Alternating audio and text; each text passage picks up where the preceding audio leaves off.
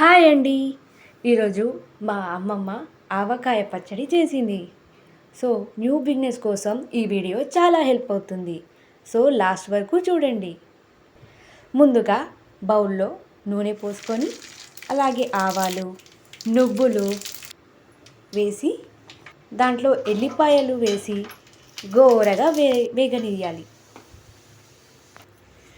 దాంట్లో ఎల్లిపాయలు కచ్చపిచ్చగా చేసుకొని అవి తాలింపులో వేసుకొని కలుపుకుందాం. దానిలో ఆవపొడి, అలాగే ఉప్పు, అలాగే పచ్చడికి సరిపడా కారం వేసి కలుపుకుందాం.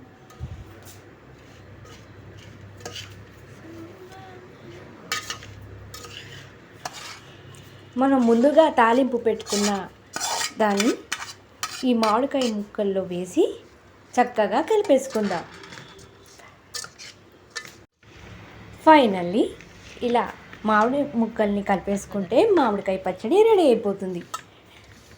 చివరిగా కొంచెం మామిడికాయ పచ్చడిలో అలా అన్నం వేసుకొని కలుపుకొని ముద్దలుగా తింటే చాలా టేస్టీగా చాలా బాగుంటుంది. Thank you and like, share and subscribe. Bye.